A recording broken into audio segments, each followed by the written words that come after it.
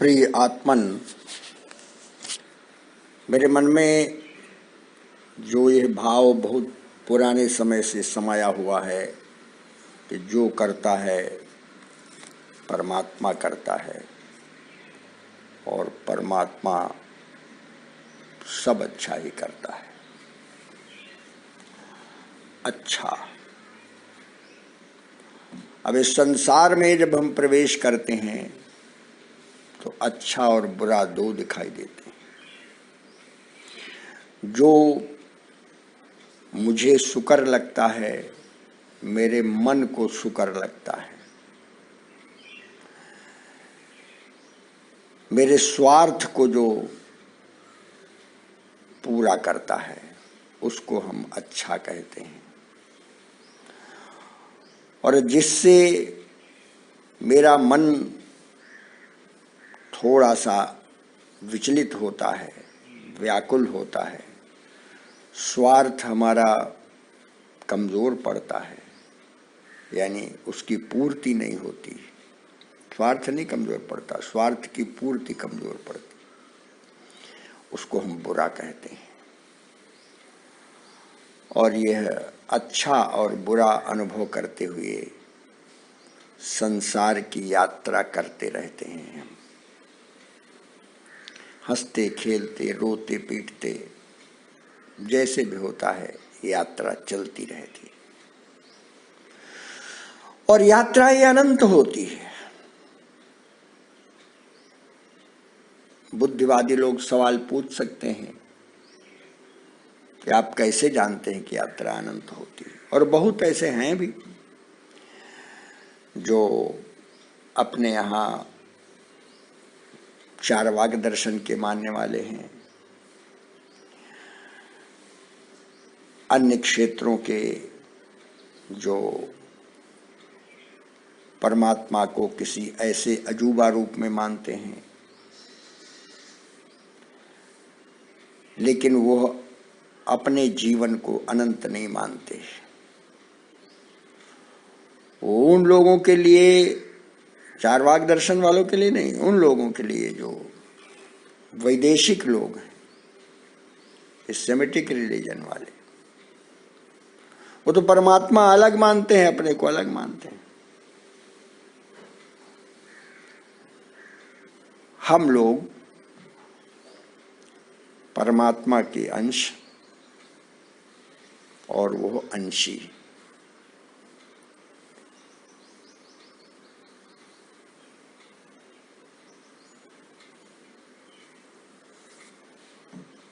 तू है गगन विस्तीर्ण, तो मैं एक तारा क्षुद्र हूं। नक्षत्र उस आसमान का ही एक भाग है, एक अंश है, एक रूप है। तू है गगन विस्तीर्ण, जैसे तमाम तारे, तो मैं एक तारा क्षुद्र हूं। तू है महासागर अगम, मैं एक धारा क्षुद्र हूं। स्नेही जी की कविता है, आ गई ध्यान में।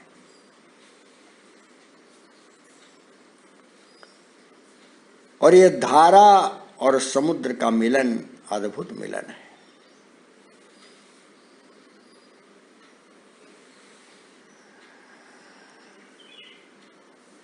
यह भाव जब भाषा में परिणत हो जाती है, ऐसा भाव जब भाषा में परिणत होने लगता है, तो एक प्रकार से परमात्मा की बहुत बड़ी कृपा होती है। और उस कृपा कटाक्ष के रूप में ही तमाम प्रकार के ऐसे सद्ग्रंथ हमारे सामने प्रस्तुत हो जाते हैं। इच्छा उसी की होती है। जैसे एक दिन मैंने मधुसूदन सरस्वती की चर्चा की थी प्रस्थान भेद ग्रंथ के लिए। किसी हमारे, अब नाम मैं भूल गया हूं, उसने वो PDF जो होता है उसमें डाल दिया। मैं थोड़ा बहुत खोलना जानने लगा हूं। वो हिंदी का अनुवाद था, मैं पढ़ने लगा, मुझे बहुत अच्छा लगने लगा। यद्यपि उसमें पढ़ने में थोड़ी सी अड़चन होती है, उसको खोलिए, छोटे अक्षर होते हैं, लेकिन मन रम गया। तब तक कोई पीड़ाग्रस्त व्यक्ति, कोई समस्याग्रस्त, कोई तमाम उपस्थित हो गया। अब मैं क्या करता, मैं मधुसूदन सरस्वती का वो जो प्रस्तुतिकरण था किसी के माध्यम से, अनुवादक के माध्यम से, मैं उसमें रमता, उसे कहता भाग जाओ मैं भी पढ़ रहा हूं, कि मैं उसकी चिंता करता। और फिर उसके बाद मैं वो उसको भूल गया, दूसरे प्रसंगों में लग गया। इसी प्रकार से जब अपना शरीर व्याधिग्रस्त होता है तो बहुत निकट है। अब उस शरीर को हम शरीर न समझें, यह परावस्था होती है। हम अभी परावस्था में नहीं हैं, हम लोग। ये अपरा सृष्टि जो है ये भी बड़ी अद्भुत है, लेकिन मेरे प्यारे आत्मीय जन, उस परा सृष्टि का जो भाव है, जो पराशक्ति की क्षमता है, पात्रता है, अपराशक्ति में बिल्कुल नहीं, ऐसा नहीं कहा जा सकता। भगत हेतु भगवान प्रभु राम धरेउ तनु भूप। तुलसीदास का भाव देखिए,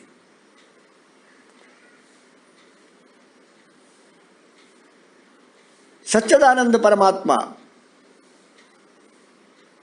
लेकिन भगत हेतु भगवान प्रभु राम धरेउ तनु भूप। राजा का शेष धारण कर लिया, राजकुमार का, और किए चरित पावन परम प्राकृत नर अनुरूप।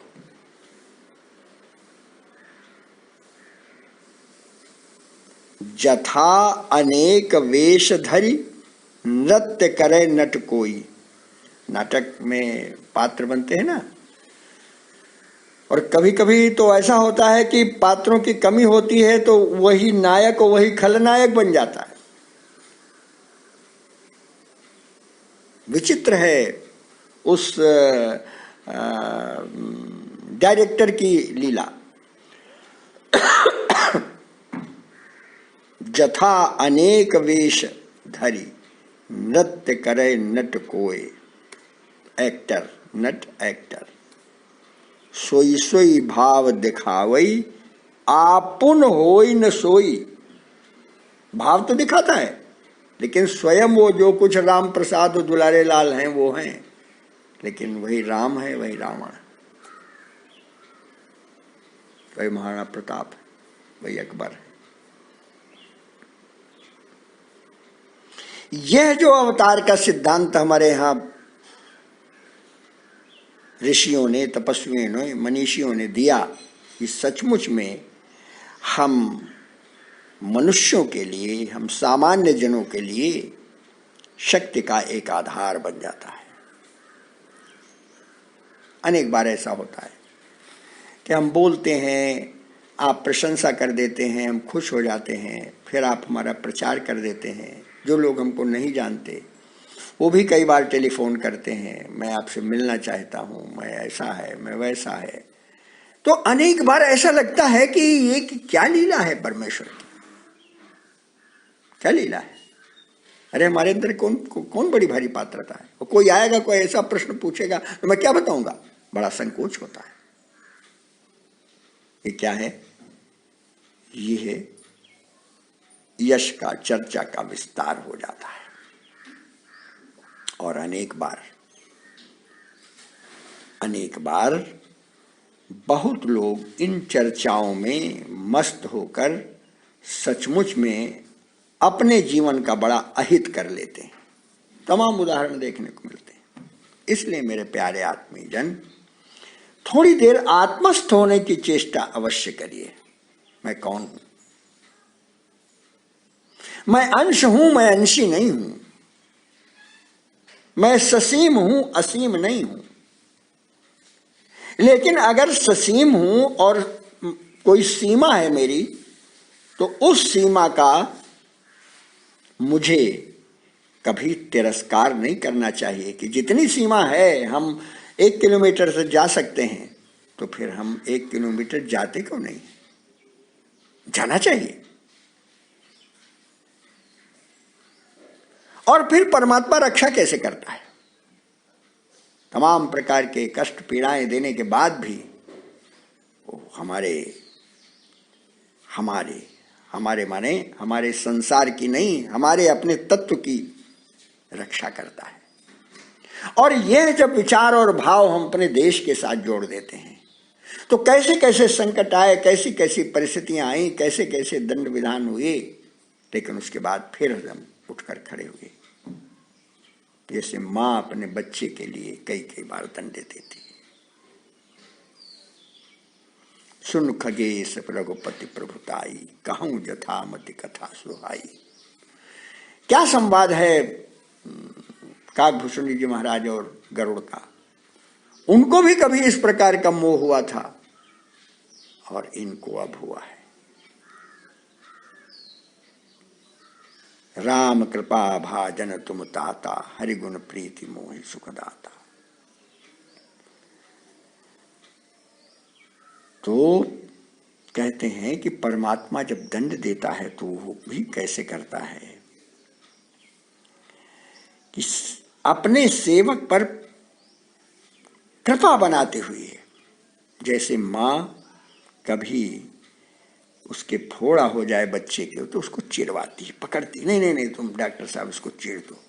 जिम शिशु तन ब्रन होई गोसाई, बहुत अच्छा उदाहरण है।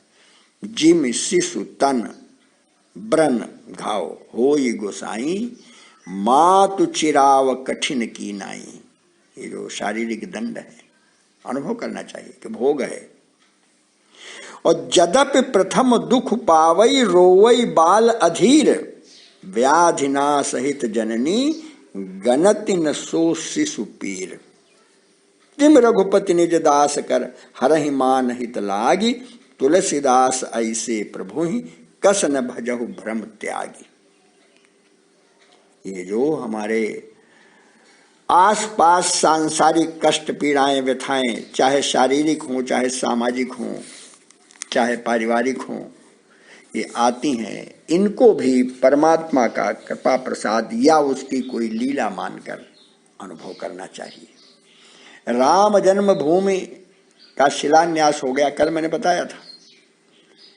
ये हमारी उपलब्धि का अंतिम चरण नहीं है।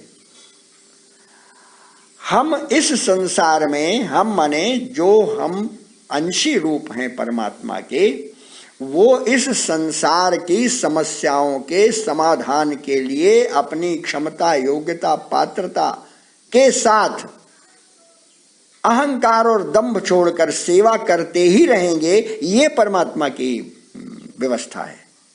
और इसीलिए हम अपनी दिशा और दृष्टि सही रखते हैं, और तभी ये जो अच्छे श्रेष्ठ महापुरुष हैं वो अपने शरीर, अपने परिवार, इसकी चिंता नहीं करते और लगे रहते हैं। दूसरा, चिंता करते हैं, लेकिन कैसी चिंता करते हैं? जितनी करनी चाहिए। जैसे शरीर की चिंता करना, कितनी करना? जितनी करनी चाहिए। वैसे ही परिवार की चिंता करना, कितनी? जितनी करनी चाहिए। और फिर पूरा सर्वस्व उसी को समर्पित कर देना चाहिए। ऐसा कुछ मैंने टूटा फूटा आज आपके सामने कहा है। मन में तरह तरह के भाव आते हैं। अब धीरे धीरे शरीर हमारा काफी सुधार की ओर है, और कई लोग चिंतित, अरे आचार्य जी आप बीमार हैं, ओ वैसा होना चाहिए, वैसा होना। देखो ऐसा है, एक प्रकार से बीमार तो सारा संसार है, सारा संसार है। सुखिया सब संसार है, खावे और सोवे, और दुखिया दास कबीर है, जागे और रोवे। और जो जितना ज्यादा समाज की तरफ सोचता है उतना ही ज्यादा परेशान है। एक समेटत बिस्तर अपना एक बिछाकर सो रहा है, देखो इस सराय में भाई कैसा तमाशा हो रहा है। कबीर की उद्भावना है। तो कभी कबीरी भाव, कभी तुलसी का भाव, कभी नानक का समर्पण, ये सारे के सारे इन जो हमारे महापुरुषों के भाव और विचार हैं, हम लोगों में समाहित हैं। और यह समय समय पर हमको दिशा देते रहें। परमात्मा से यही प्रार्थना करता हुआ आज का यह संबोधन पूर्ण करता हूँ। बहुत बहुत आशीष। धन्यवाद।